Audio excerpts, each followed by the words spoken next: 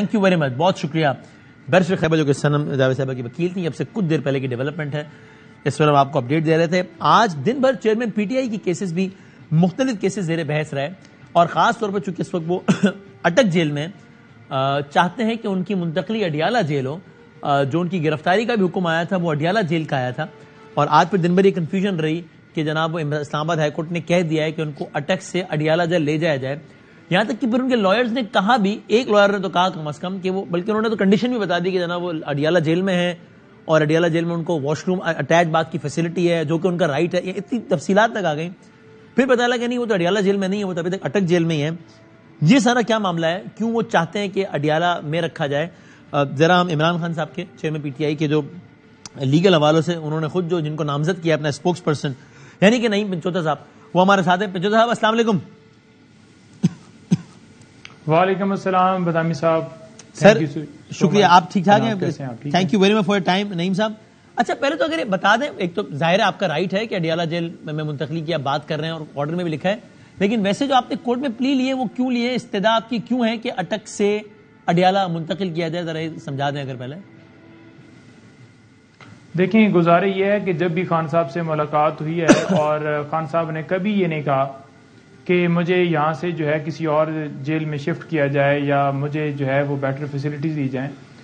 ہمیشہ جب ان سے بات ہوتی تھی تو انہوں نے یہی کہا کہ دیکھیں، اپنی جو ہے آپ کی آواز ڈبل آ رہی ہے. انہوں نے یہ کہا کہ میں یہ جو ہے اپنا، اس میں آزادی کے لیے قربانی دینی پڑتی ہے اور میں ہر طرح کی قربانی دوں گا، اور میرے لیے یہ 5 اسٹار ہے. نو ڈاؤٹ ایسی کنڈیشن میں رکھا گیا ہے، نو ڈاؤٹ یہ سارے حالات ہیں، لیکن میں ڈٹا ہوا ہوں. یہ درخواست ہم نے جب خان صاحب کی گرفتاری ہوئی تھی اس کے جو ہے فوراً بعد ہم نے دے دی تھی، اور آپ دیکھ لیں یہ کہ انصاف کس طرح سے جلدی ملتا ہے کہ 1.5 مہینے سے بھی زیادہ ٹائم ہو گیا ہے. آج وہ درخواست فکس ہوئی ہے، اور آج درخواست جب فکس ہوئی ہے تو اس کے اوپر جو ہے آرڈر ہو رہے ہیں. آرڈر کیا ہو رہے ہیں جی؟ کہ جب عدالت میں پروسیکیوشن کی طرف سے وہ دوسرے جو ہے وہ صاحبان پیش ہوئے ہیں تو معزز عدالت نے کہا کہ جناب آپ نے کس قانون کے تحت انہیں وہاں پر رکھا؟ کیونکہ جب آرڈر تھے ہمایوں دلاور صاحب کے وہ تو تھے اڈیالہ جیل کے، تو آپ اٹک جیل کیسے لے کے گئے؟ دوسرا انہوں نے کہا جی کہ جو بیٹر فیسلٹیز ہیں جو قانون کے مطابق ان کو ملنی تھیں وہ آپ نے کیوں نہیں دیں؟ اس کے اوپر بھی ہم نے دیکھا کہ وہ بالکل بے بس نظر آئے اور انہوں نے پاس کوئی جواب نہیں تھا. تو انہوں نے کہا اس کے اوپر میں فوراً آج ہی آرڈر کرتا ہوں. لیکن بات یہ ہے کہ 1.5 مہینے کے بعد اگر یہ ڈیسائیڈ ہو کہ جناب آرڈر جو ہے آج ہو رہا ہے، تو جو انہوں نے اتنا ٹائم جیل کے اندر گزارا اس ایک دن کا حساب کون دے گا؟ اور دوسرے نمبر پر آپ دیکھ لیں کہ توشہ خانہ کیس کے اندر بھی اسی طرح سے مہینے کے بعد جو ہے وہ جا کر سسپینشن ہو رہی ہے، خان صاحب کی بیل ہو رہی ہے. اس پہ بھی ہمارا یہ سوال ہے کہ 1 مہینے کے بعد اگر یہ فیصلہ آتا ہے تو یہ دوسرے دن تیسرے دن بھی دیا جا سکتا تھا. تو ایک لمحے کے لیے کسی کی بھی آزادی کو جو ہے وہ سلب نہیں کیا جا سکتا، اس کا فیصلہ دینا چاہیے اور انصاف جو ہے تاکہ تقاضے پورے کیے جا سکیں.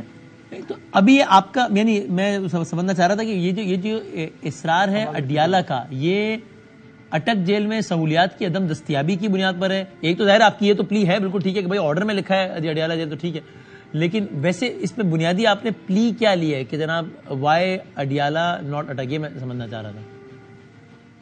دیکھیں بات یہ ہے نا جی، قانون کے مطابق جو فیصلہ ہوا تھا، فیصلہ یہ ہوا تھا کہ ان کو جو ہے کیونکہ اسلام آباد جو ہے ڈسٹرکٹ کورٹ نے سزا دی تو اس کے مطابق انہیں رکھنا تھا انہوں نے اڈیالہ جیل میں. اور بدنیتی یہ تھی کہ وہاں پر کیونکہ بیٹر فیسلٹیز نہیں تھی اور ایک سیکرٹ طریقے سے وہاں پر کارروائی کی جا رہی ہے، آفیشل سیکرٹ ایکٹ کے تحت مقدمہ درج ہے، اور ایک بند کمرے کے اندر یہ چاہتے ہیں کہ فیصلہ دیا جائے.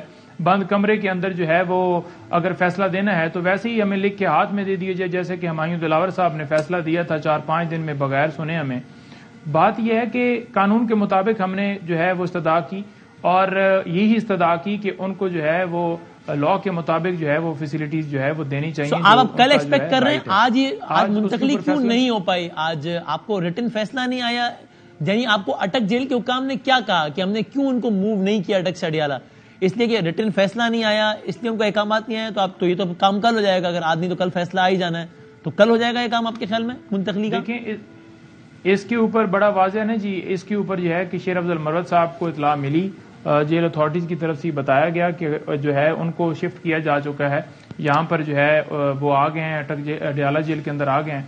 تو فوراً میں نے بھی کوشش کی رابطہ کرنے کی، اور مجھے بھی ایک سورس سے پتہ چلا کہ واقعی آ گئے، کیونکہ اس وقت 15-20 منٹ ہو چکے تھے، نیوز چل چکی تھی. تو پھر میں نے جو ہے سپرنٹینڈنٹ جو ہیں اٹک جیل والے، ان سے رابطہ کیا. ٹھیک ہے جی، وہاں سے مجھے یہ پتا چلا کہ انہوں نے کہا کہ وہ تو ہمارے پاس ہیں. تو پھر میں نے ٹویٹ کیا کہ ایک طرف یہ اطلاع آ رہی ہے کہ وہ اڈیالہ جیل شفٹ ہو گئے، اور دوسری طرف یہ اطلاع آ رہی ہے کہ ابھی تک وہ اٹک میں ہے. تو یہ کیوں کنفیوژن ہے، یہ کلیئر ہونی چاہیے، اور یہی صورتحال رہی. جی یہ ذرا بتائیے گا کہ آپ کو یعنی آج صبح جب عمران صاحب آئے، عمران ریاض صاحب، اور ایک دو اور چیزیں ہوئی، وہ صنم جاوید صاحبہ کا فیصلہ آیا پرسوں، تو ایک ماحول بنا، ایک ڈسکشن چل پڑی کہ جناب شاید کچھ حالات بہتر ہو رہے ہیں، کچھ ہواؤں کا رخ تبدیل ہو رہا ہے. اکثر یہ ہوتا ہے تاثر کچھ بن جاتا ہے، حقیقت کچھ اور ہوتی ہے، کچھ اتفاقات ہوتے ہیں، اس کی بنا پر لوگ ایک تاثر بنا لیتے ہیں. جیسے صنم صاحبہ والا معاملہ بھی دیکھ لیا ابھی کہ وہ تو نکلی ہیں، تو دوبارہ گرفتار ہو گئی 500 لڑکیاں دوبارہ. تو آپ یہ جو اسلام آباد ہائی کورٹ کا فیصلہ ہے، اگر جس پہ بھی عمل نہیں ہوا، لیکن اگر کل آ جائے گا تو کل عمل ہو جائے گا، آپ کو کچھ لگا ہے کہ معاملات کچھ بہتر ہو رہے ہیں، یا آپ کے خیال میں نہیں معاملات جیسے چل رہے تھے بالکل ویسے ہی چل رہے ہیں؟